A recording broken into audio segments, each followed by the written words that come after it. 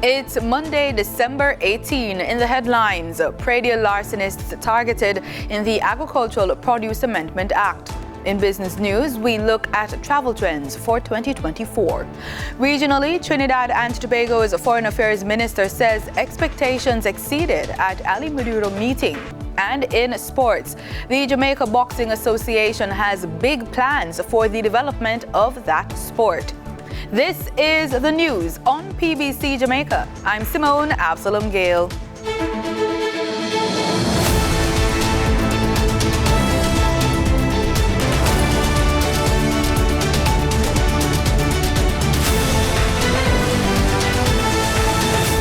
Jamaicans will be seeing an increase in the number of police personnel on the streets this month as the Jamaica Constabulary Force steps up security measures for the Christmas season.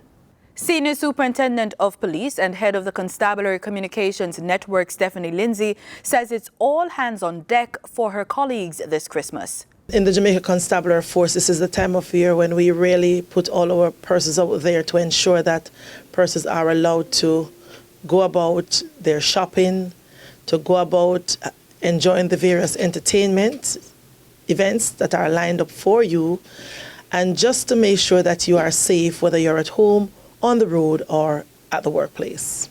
She says focus is being placed on traffic management and public order. Those are matters that are critical at this time of the year based on the high volume of traveling public and persons just out there trying to do what they do around this time, shopping, among other things. We're also looking at how we can work together with all our key stakeholders to put some measures in place around robbery prevention, violent crimes, all the other issues that we see happening at this time. It's not unusual. She notes an increase in cybercrime as more Jamaicans turn to online shopping. Already we're seeing at the fraud squad where we're getting reports about persons who are putting up fictitious online sites, pretending to be suppliers of certain types of goods such as furnitures, accessories, as also cell phones. It turns out that these individuals are actually committing fraud against unsuspecting customers who trust the sites because they do look legitimate, and we are getting a lot of reports that persons are actually sending their money to these individuals because they provide bank accounts.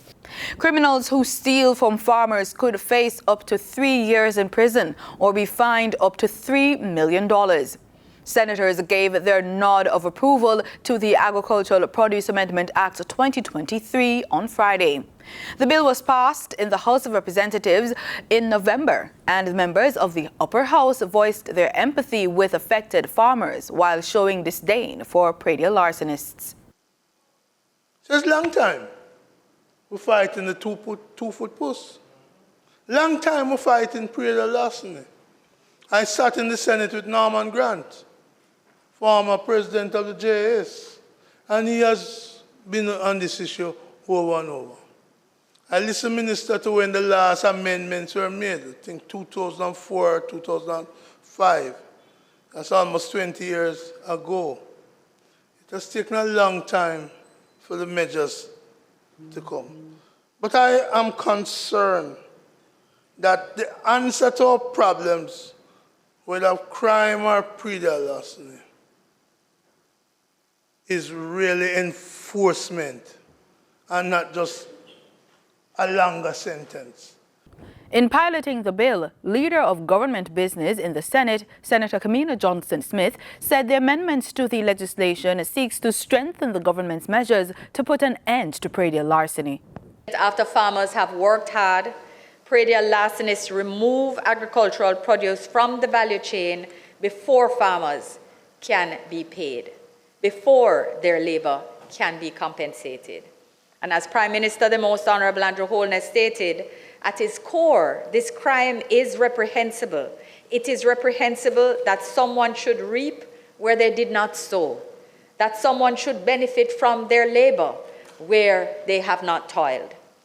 It is reasonable to infer, Mr. President, that farmers will not continue to invest in a sector if their hard work will come to naught. She says the amendments will also make proof of ownership of goods and land a necessity, especially when questioned by the police.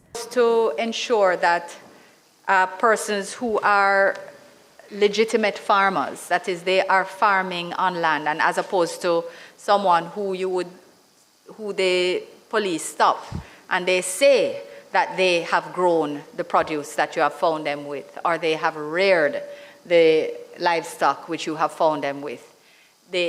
You need to be able to show them where you rear the livestock or you have grown the produce. That's the point when I speak of legitimacy. Predial larceny is estimated to be costing Jamaican farmers up to $5 billion in losses per year. 509 young Jamaicans are being assimilated into public and private workplaces as part of the government's Learning and Investment for Transformation program, the LIFT program. The cohort is the first set of participants in the program. The youngsters were officially sent off in a social advancement ceremony at the Jamaica Pegasus Hotel on Friday. Denita Rodney tells us more. Designed for 5th and 6th form graduates with 5 or more CSEC subjects who have not yet matriculated to further studies, the LIFT program enables them to secure placement in private and public sector partner entities for a period of 1 year. Delivering the keynote address at a social advancement ceremony, Prime Minister Andrew Holness hailed the group for completing the program while deeming them ambassadors for Jamaica. You are the future of this country. And I don't say it lightly, and neither should you take it lightly. Jamaica's future rests with you. And from this moment on, I want you to internalize that. Whatever Jamaica turns out to be, it will be because of what you have done. You are therefore now ambassadors for Jamaica. You represent the best of Jamaica. Prime Minister Holness, in his address, expressed his concerns for unattached young people in the society and how service is confused with servitude, an act he cannot allow to continue. It is really an unfortunate thing for our society that we have confused service with servitude. As your Prime Minister, I cannot allow this to continue for your generation. Otherwise, the bright future that we all expect and want will not materialize. So we have to take decisive and instrumental actions today to ensure that you have the skills to be able to realize that bright future. The $500 million LIFT program is a collaboration involving the Hart NSTA Trust, the Office of the Prime Minister, and the Ministry of Education and Youth. It aims to forge a robust path towards sustained employment and social integration of the nation's young people. Through the program, an estimated 2,500 school graduates will be elevated towards a brighter future by 2028. Time now for the Business Report with Denise Williams.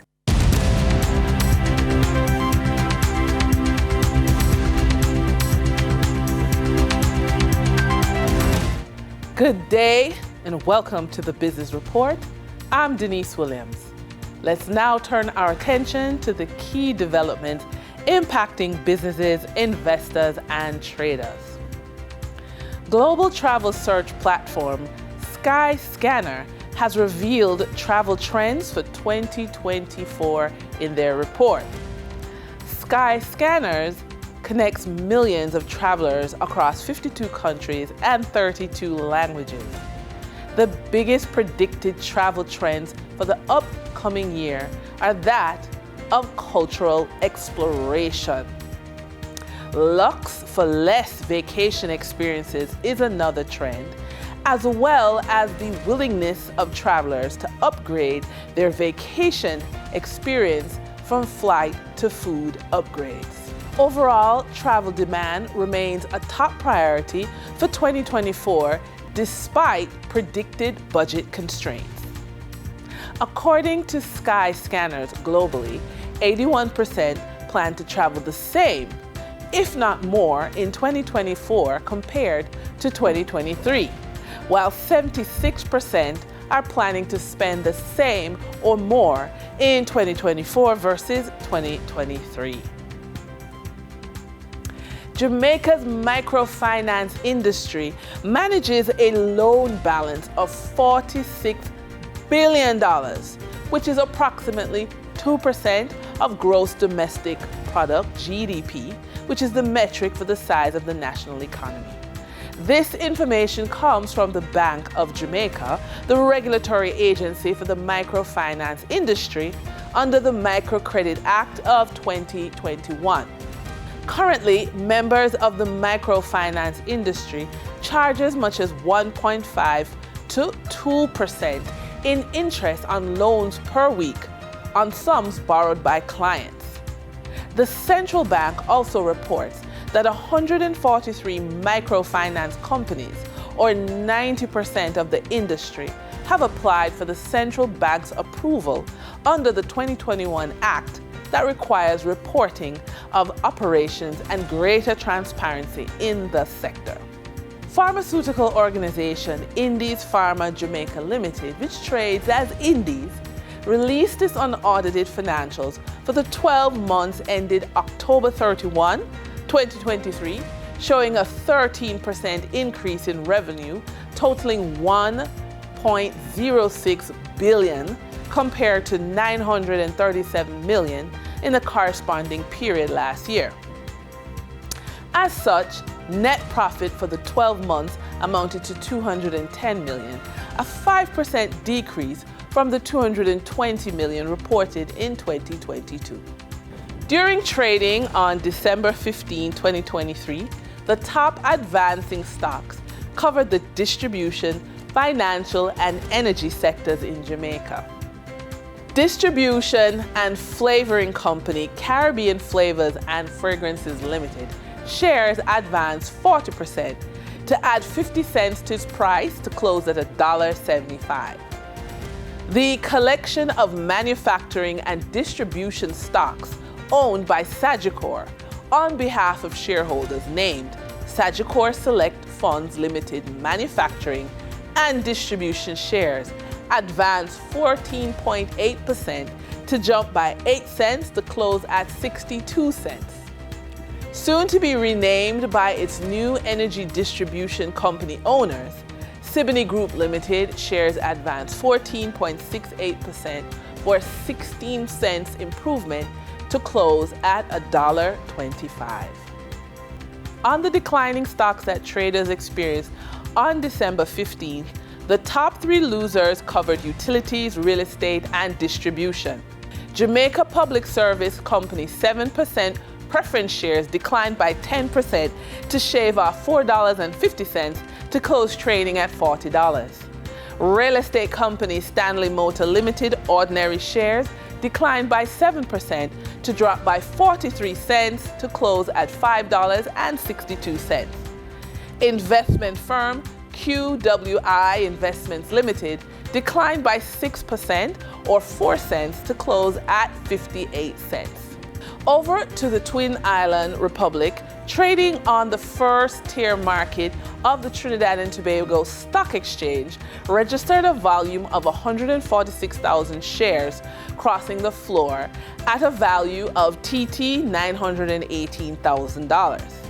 JMMB Group Limited was the volume leader with 97,000 shares changing hands for a value of TT $126,000, followed by the West Indian Tobacco Company Limited with a volume of 13,000 shares being traded for TT $120,000.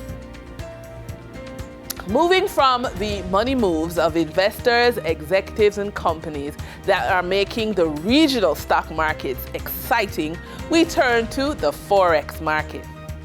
On December 15, 2023, the Bank of Jamaica reported that US $23 million was bought from Forex traders, while US $27 million was sold to Forex traders. Buying directly from the Bank of Jamaica, foreign currency traders sold the US dollar for $156.03 and bought the US dollar for $154.97. The difference between the buy and sell rate was $1.36, which represents a profit for Forex traders for every US dollar sold.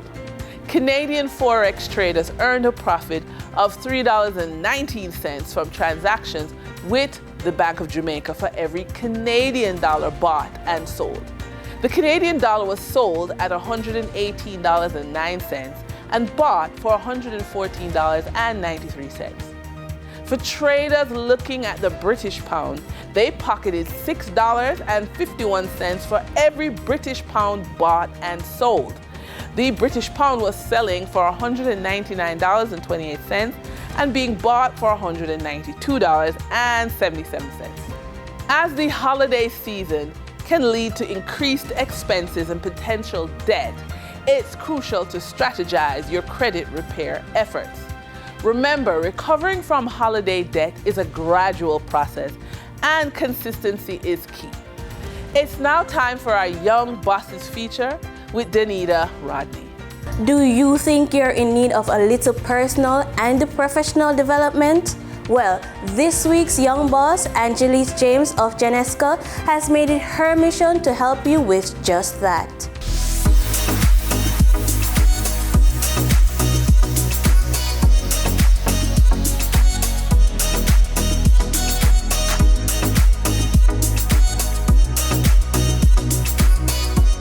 My name is Angelique James and my company is called Genesco.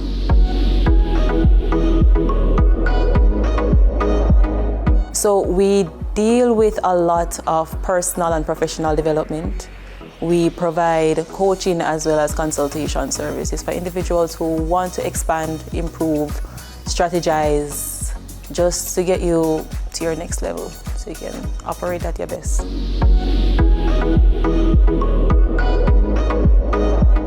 I did my master's in clinical psychology and I noticed that everybody was doing the same thing. And I wanted to do something different. So in my undergrad years, I did psychology and marketing and I saw how the two came together to complement each other. And the more reading I did, I realized that coaching is essentially the segue between business and therapy to get the individuals to meet their goals at a faster rate rather than slow progress.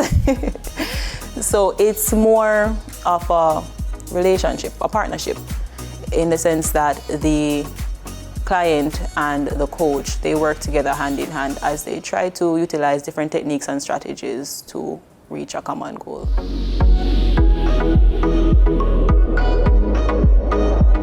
It's been very welcoming. So individuals who hear about the different ideas, hear about our plans, what it is that we actually offer, they tend to be very warm and inviting and willing to engage and hear more. So it's all about exposure. That has been one of our challenges. We've been trying to get ourselves in different spaces, trying to ensure that we have coaches that meet a variety of needs, because not everyone wants help for professional or personal development. Some persons want it for health, some persons might want it for fitness, finances, performance. It varies for everyone.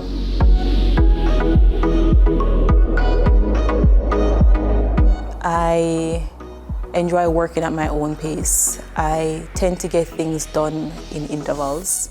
So I'm able to wake up at 5:30, do some work, take a break from like 12 back to 2 and then work again. So I like the freedom to work at my own pace when the inspiration strikes and even when some determination is needed when motivation fails.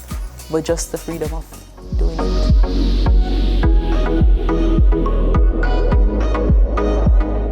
Just do it. So even though Janesco is relatively new, it's not my first venture. I've tried several different businesses that some have failed, some have succeeded, but it's about just doing it.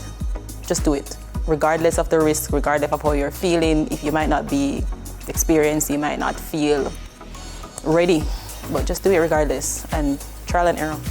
Work it out as you go along.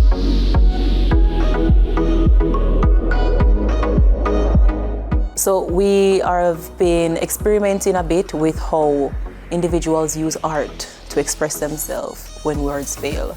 So we've actually partnered with House of Flames to do art exhibit, showcase, live performances, the whole work, all different aspects of art. Just have individuals come and show what they have. We do it the last Sunday of each month. We just try to relax, unwind, do something different. Just express yourself. As I said before, when words fail, art steps in.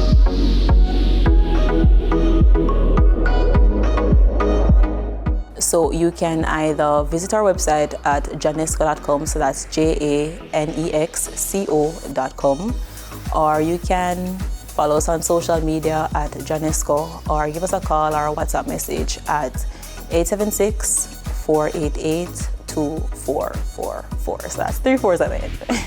And with that, we wrap up today's business report. I'm Denise Williams. Appreciate your company. Stay well informed, stay ahead of the curve. Until our next update, take care.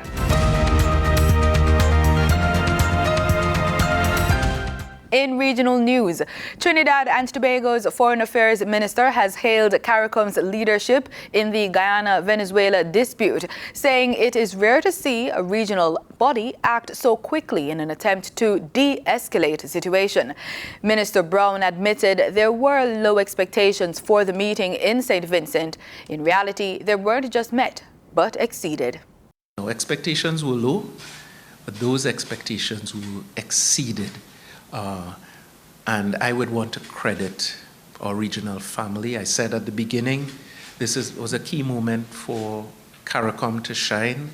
Minister of Foreign and CARICOM Affairs Dr. Amory Brown giving additional insight into how Thursday's meeting in Argyle St. Vincent actually took place, making it very clear that when CARICOM first met, they did so without either of the presidents, Dr. Ali or Nicolas Maduro, involved in the process. They were invited in separately after CARICOM heads, those CARICOM heads who were present, first met to set the tone of the meeting. The minister was in high praise of CARICOM's role in the matter, making it clear the Argyle Agreement in point 6 offers a prescription for reconciliation that directs the aggrieved parties to communicate directly with each other, CARICOM, CELAC, and the President of Brazil to resolve the matter. Dr. Brown also acknowledges the genuine fear on the Guyanese side of the potential reach of Venezuela's provocation, but said ultimately the level of leadership demonstrated in the region on Thursday is one that should make the Caribbean proud. Sweeney Gray, CNC3 News. Barbados has lauded the Caribbean Examination Council, CXC, for its contribution to education over its 50 years of existence. Minister of Education, Technological and Vocational Training, Kay McConney, says the CXC and its staff have made the institution what it is. Your commitment to quality assessment has been instrumental in ensuring that generations of learners have been prepared for academic success and also for fulfilling lives as responsible citizens. And I give you that gratitude, as I said, in my official capacity, but I also want to give my gratitude to CXC personally. Flexibility through online options is trending upward as technology now will enable remote invigilation. And I have to say that it is good to see CXC step in a flexible direction. I think you would all agree that the world has indeed changed over the last 50 years, as has CXC, which started, as many of you may be aware, with only 5 examinations back in 1979. Now we have evolved and innovative, still adding examinations to do your best to keep pace with the ever-changing landscape of education. Antigua and Barbuda's Prime Minister and Finance Minister Gaston Brown has announced measures to shore up the country's revenues and ensure the government can sustainably fund its obligations. Jamie J. Roche reports. Changes are coming, and they're aimed at strengthening Antigua and Barbuda's fiscal accounts. Among the changes are reduction in tax concessions, particularly for routine business operations. Prime Minister Brown has also outlined a series of other fiscal measures which he says will enhance revenue collection and reduce distortions in the tax system. Mr. Speaker, we'll implement the increased property tax rate on properties valued at $3 million or more.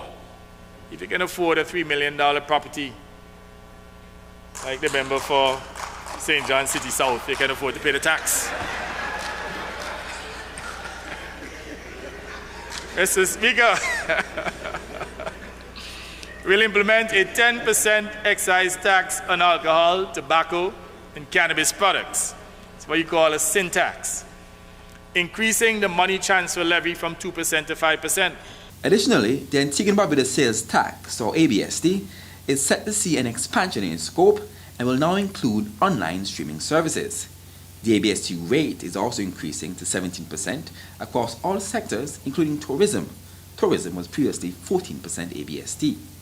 But the Prime Minister stresses many essential items, including a wide selection of food, will remain zero-rated, shielding consumers from the potential price impact. To include but not limited to bananas, oranges, grapes, potatoes, broccoli, cauliflower, and lettuce, baby products, dry foods and oils include pasta, sugar, cornmeal flour, rice, cooking oils, chicken, fish, locally produced meats, eggs, canned sardines, tuna, bread.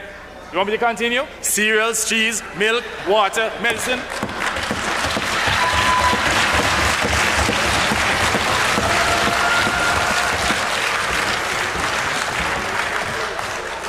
He says government agencies will be keeping an eagle eye on prices as these changes roll out, ensuring that any impact on vulnerable groups is cushioned.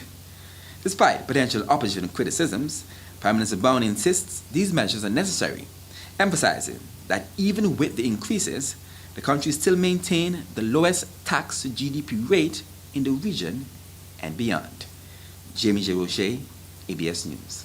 In sports, President of the Jamaica Boxing Association, JBA, Stephen Bomber Jones, says it will only get better for Jamaica on the boxing stage. He shared his vision at a recent press brief. Our goal was always to have champions where it's not one every decade. You know, we have the McCallums and we have the Burbicks, and Nicholas Walters being the last in 2012. You know, we want to get to a stage where every year there's a Jamaican in contention for a world title shot. He says talks are already ongoing to have Jamaica host more international fights. We have had the good fortune to have a good relationship with the WBA, so they were instrumental in having us have the world title fight here in 2012. Reason being, when they had Nicholas Walters become the first Jamaican to win a title here, they always had it that Jamaica could be a great hub for boxing, so that fights that take place here could rival the same fights that take place in Las Vegas. J. Ray and Nephew sponsored a series of 4 fight nights this year, the final of which was held on Saturday. The fact that we're here and the 4th fight night in a series that we know we're going to continue, you know, a never-ending series in terms of boxing in perpetuity, it's exciting. And that's the news on PBCJ. You can follow us on our social media platforms at PBCJamaica. Thank you so much for watching.